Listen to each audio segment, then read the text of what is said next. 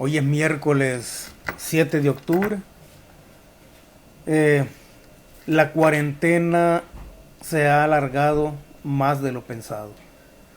Bueno, algunos sectores de la economía del país ya se incorporaron, aunque sea en algún porcentaje, a la actividad productiva. Otros sectores estamos a la espera todavía de reanudar o de reiniciar eso que se ha dado en llamar la nueva normalidad y que es nada más la vieja normalidad con nuevas exclusiones. Un saludo a la diáspora salvadoreña, una diáspora que fue defraudada por la Asamblea Legislativa al prohibirles su derecho a votar en el exterior. Pero bien, un saludo a todos ellos, mis mejores deseos desde acá, desde El Salvador, y decirles que en todo caso, quienes puedan acercarse o visitarnos el próximo año para emitir su voto, pues El Salvador y la democracia que estamos construyendo va a salir beneficiada. Este saludo a la diáspora se extiende prácticamente a todo el planeta. Al igual, un saludo muy entrañable a todos los salvadoreños que en el territorio nacional estamos tratando de construir algo distinto. Estamos tratando de construir una versión moderna de la utopía social que desde siempre ha sido el horizonte del pueblo salvadoreño. Si de alguna forma nosotros quisiéramos ponerle un nombre a esta coyuntura o a la coyuntura de esta semana en El Salvador, diríamos que el nombre que le queda bien es el secuestro de la institucionalidad. Los distintos actos políticos, sociales y económicos que hemos visto nos indican que precisamente la institucionalidad, la democracia, la gobernabilidad en El Salvador ha sido secuestrada. Y ha sido secuestrada o ha estado secuestrada desde siempre por aquellos que la población llama los mismos de siempre.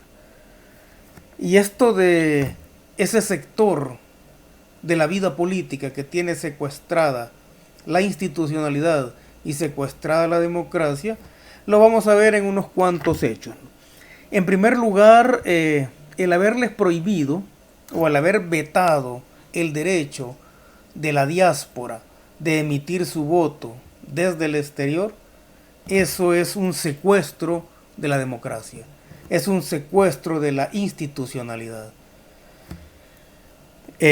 Hace unos días salió el que antes era el presidente del Tribunal Supremo Electoral, el doctor Olivo, diciendo que los salvadoreños en el exterior no iban a votar por culpa del presidente Nayib Bukele. Y esa fue una mentira. No sé si fue una mentira por ignorancia o una mentira por cuestiones político-electorales. Revisando, porque si vamos a hablar de la coyuntura y vamos a tratar de establecer los hechos de forma objetiva, lo que hay que buscar son los datos. Los datos son el adobe con el cual se construyen los ladrillos de la información. Entonces, precisamente sobre este hecho del voto en el extranjero de la diáspora, me encontré con una nota, un comunicado de prensa que envía la Corte Suprema de Justicia a la Asamblea Legislativa, donde le dice, entre otras cosas, que la Sala de lo Constitucional pronunció resolución de seguimiento de la sentencia de inconstitucionalidad en la cual se declaró la inconstitucionalidad de la Asamblea Legislativa por omitir cumplir con el mandato constitucional consistente en regular los procedimientos, requisitos y garantías necesarias para que los salvadoreños en el exterior que cumplan con los requisitos constitucionales y legales puedan votar en las elecciones legislativas y municipales y para que puedan postularse en cargos públicos de elección popular. En este comunicado de prensa de la Corte Suprema de Justicia se le dice a los diputados que el plazo para crear todo ese andamiaje normativo, que el plazo venció el 31 de julio de 2017. Y sin embargo, la Asamblea Legislativa no había cumplido lo que se supone son imperativos de ley, ¿no? Todas las sentencias de la Sala de lo Constitucional se supone que todo el mundo está obligado a cumplirlas en el periodo en el que se le exigen. Y más adelante también se agrega en este comunicado de prensa que por lo anterior, al considerar que han transcurrido más de 2 años desde la omisión o desde la emisión de la sentencia, sin que se hubieran realizado tales adecuaciones normativas, la Sala estimó necesario requerir informe de la Asamblea Legislativa. Este comunicado o este requerimiento se lo manda a la Sala de lo Constitucional a la Asamblea Legislativa el 13 de septiembre de 2019.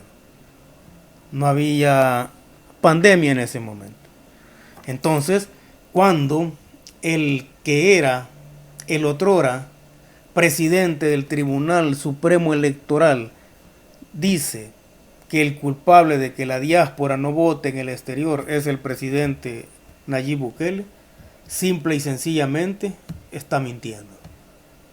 Ahora, si lo hace por desconocimiento de causa, porque se le olvidó que existía esa sentencia, pues es perdonable. Si lo hace por cumplir con un requisito político electoral o como forma de pagar el cargo en el cual está, me parece realmente lamentable. Y más lamentable aún porque estamos hablando de un académico. En todo caso, como digo, la diáspora puede buscar este comunicado de prensa de la Corte Suprema de Justicia y se dará cuenta allí de quién realmente bloqueó, y ahí sí, ¿no?, por cuestiones electorales, su participación activa en los procesos o en el proceso electoral de 2021. Eso por un lado. Por el otro, como muestra de que nuestra institucionalidad, nuestra democracia está secuestrada por un pequeño grupo político, aparte de eso, de la diáspora, tenemos toda la serie de acusaciones, alegatos, gritos que se han tenido últimamente o que han tenido últimamente los diputados a raíz de el no pago de su salario.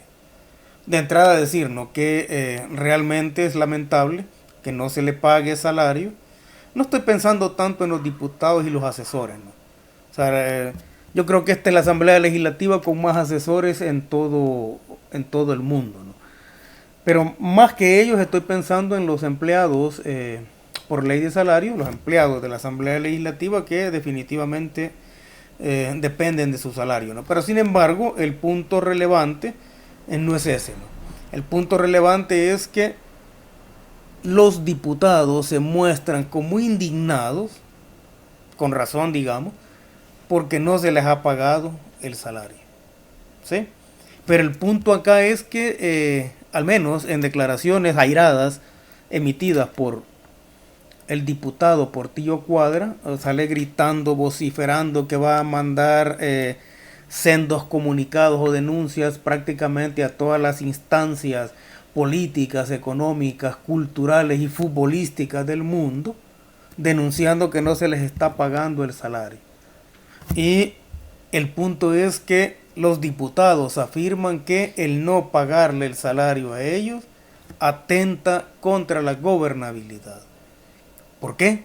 Porque ellos son los representantes o el reflejo de la democracia.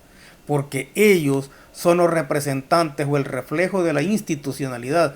Porque ellos son los portadores de la normativa constitucional y porque ellos, en definitiva, son intocables. Como digo, es lamentable, es una tragedia, ¿no?, sobre todo para la clase trabajadora que no se le pague su salario, pero eso hay que verlo desde una perspectiva sociológica, es decir, desde una perspectiva más global, ¿no? Es lamentable que no se les pague el salario. Podría ser comprensible que salieran así de airados a reclamarlo. Sin embargo, estos mismos diputados que se presentan o se consideran a sí mismos como intocables, porque cualquier cosa que se haga contra ellos o que les dañe de forma directa o indirecta es atentar contra la democracia. Entonces, estos mismos diputados no se manifestaron de forma airada o no se manifestaron de forma indignada por todos los despidos de las grandes empresas desde que inició la cuarentena. Acá vamos a hablar de una serie de grandes empresas que despidieron a sus trabajadores recién iniciada la cuarentena. Acá vamos a hablar y podríamos fácilmente descubrir cuáles son aquellas grandes empresas que les dijeron a sus empleados que firmaran una especie de intermedio, digamos, laboral, y que regresaran 2 meses después de la cuarentena para ver si le regresaban el trabajo y el salario. Otros regresaron después de los 2 meses y les dijeron que prácticamente tenían que esperar un año.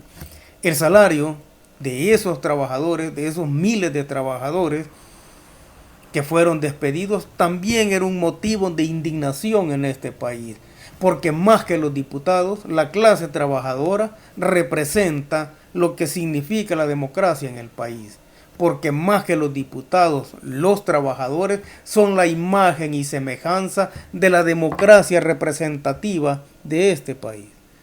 Sin embargo, ninguno de los diputados emitió ningún tipo de comunicado o entrevista de forma indignada, ¿no?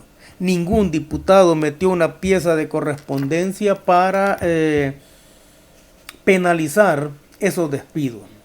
Significa entonces que únicamente puede ser penalizado cuando tiene que ver con ellos, porque ellos se consideran, como digo, la imagen de la democracia, porque ellos se consideran el ídolo principal de la institucionalidad. Y ahora cobra sentido el hecho de que dentro de sus pretensiones esté la construcción de un palacio legislativo de más de 30 millones de dólares. Como digo, el diputado Portillo Cuadra salió diciendo que va a enviar denuncias porque tocarles el salario a ellos y a los cientos de asesores que tiene la Asamblea Legislativa es atentar contra la democracia en El Salvador. Si el salario se lo quitan o si le retienen todo el tipo de deducciones y préstamos a los trabajadores, eso no importa para ellos. Porque acá al menos se han presentado denuncias en 2 alcaldías donde a los trabajadores se les ha retenido todo lo que son las deducciones que le hacen, ¿no? Incluidas las deducciones por los préstamos. Sin embargo, ni la Fiscalía, ni la Asamblea Legislativa, ni los partidos políticos se han pronunciado exigiendo aclarar esos hechos, ¿no?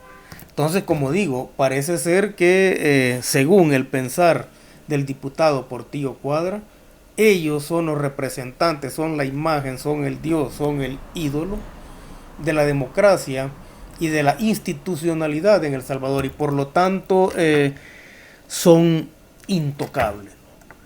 Y esa declaración indignada del diputado de Arena finaliza cuando le dice al presidente Bukele, dictador. Entonces acá resulta interesante ese calificativo que se le da, ¿no? O sea, Bukele es un dictador entonces, un dictador que no tiene bajo su dominio la Asamblea Legislativa, que no tiene bajo su dominio a la Corte de Cuentas de la República, a la Corte Suprema de Justicia, a la Sala de lo Constitucional, a la Procuraduría para la Defensa de los Derechos Humanos. Entonces Bukele es un dictador que no tiene todos los instrumentos institucionales que lo podrían convertir en tal. Entonces acá con eso se pone en evidencia que realmente ese es un calificativo. Independientemente si yo estoy de acuerdo o no con la forma en cómo él ejerce su poder o ejerce su autoridad, Llevar eso a otro calificativo simple y sencillamente es una estratagema electoral bastante burda. Y es una estratagema electoral que parte de la premisa de que el pueblo salvadoreño es estúpido, porque se va a creer todo ese tipo de señalamiento. Estamos en plena guerra de posiciones. Por su lado, Arena, FMLN, y qué difícil resulta decir esas dos cosas, esos dos partidos juntos, ¿no? Arena, FMLN, PDC, están armando su propia guerra de posiciones con el único recurso que tienen a la mano, y ese es el de los alcaldes. Entonces los alcaldes son mandados, junto con sus empleados, son mandados a protestar y no hay un tipo de ese tipo de movilización y ese tipo de combatividad que vimos en las calles, una combatividad que raya con la agresión, es una combatividad en todo caso artificial, ¿no? Porque está mediada por una consigna o una reivindicación que si es válida o no, o si los trabajadores saben si es válida o no, eso es lo de menos, ¿no?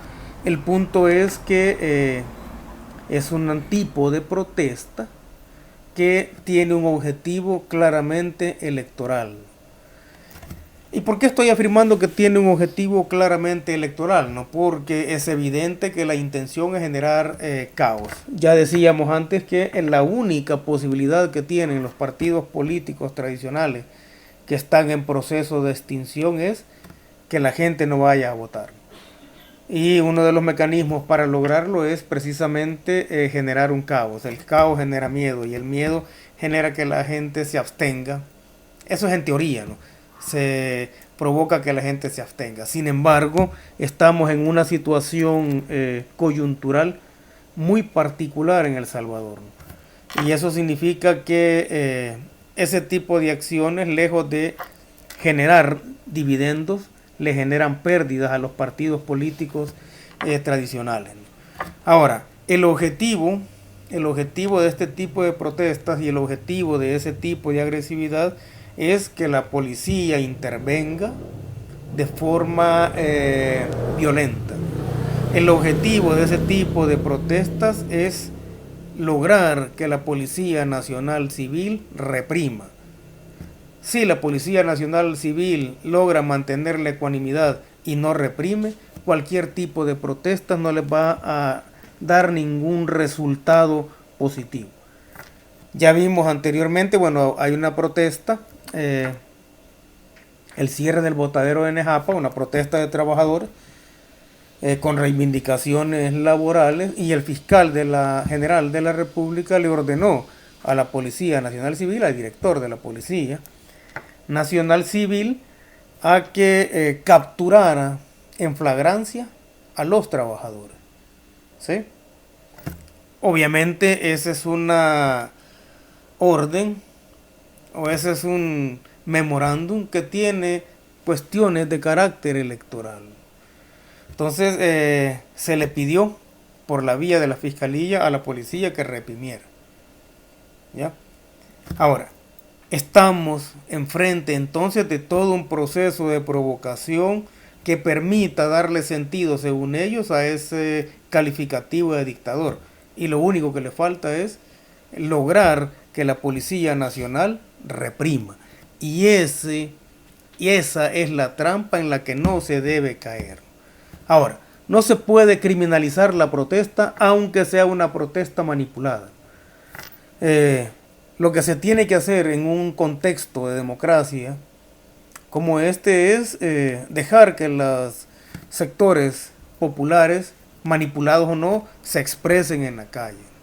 No se puede, repito, criminalizar la protesta social. Y eso me lleva al último punto, que es el hecho de decir que en el caso de El Salvador, ya para poner las cosas más claras, porque un candidato a diputado del FMLN salió lamentándose de que el director de la Policía Nacional Civil no haya acatado la orden de ir a apresar a los trabajadores, ¿sí? Lo cual es fue un dato muy lamentable. Entonces, decir acá para aclarar la historia y para aclarar lo que sucede en la actualidad, que en El Salvador existen todavía dos FMLN. El FMLN histórico, el legítimo, el que tenía combatientes que creíamos fielmente en que estábamos luchando por construir la utopía social y que defendimos esa utopía social y esas consignas solidarias durante toda la década de los 90 y durante buena parte del inicio del siglo XXI, aunque hacíamos nuestras propias críticas del proceso de deterioro de la dirigencia del otro FMLN que existe, y es el FMLN burocrático, el FMLN que olvidó por completo todos los principios revolucionarios y se acogió al impulso del neoliberalismo, ya no como líderes políticos, ya no como dirigentes sociales, ya no como luchadores por la utopía, sino como funcionarios que hicieron de las transacciones la forma de garantizar su permanencia en los puestos. Cuando nosotros escuchamos las declaraciones de los dirigentes, bueno, ahí incluimos a los dirigentes de Arena y del FMLN, vemos realmente que no están preocupados, y en el caso particular del Frente, no están preocupados por la utopía, o no están preocupados por los intereses del pueblo. Están preocupados por sus cargos. Y si para mantener sus cargos son capaces de depredar toda la memoria y la historia y todos los mártires, parece ser que están dispuestos a hacerlo. La dirigencia del Frente tuvo dos oportunidades para medio reivindicarse o medio reivindicar esa traición a la utopía. Fue en 2018 y 2019. No lo hicieron. En este momento creo yo que las bases del FMLN, que son bases conscientes, deberían pensar muy bien en retomar la dirigencia de ese partido. Ahora, veo difícil que siga siendo el referente de una izquierda en El Salvador. O podría ser el referente de la izquierda burocrática en El Salvador. Pero creo que tenemos todas las condiciones objetivas y subjetivas en este momento para construir nuevas versiones de izquierda en El Salvador. Lo que sí podemos decir es que esas nuevas versiones de izquierda deben luchar porque ningún político sea intocable, tal como se creen en este momento los diputados de la Asamblea Legislativa.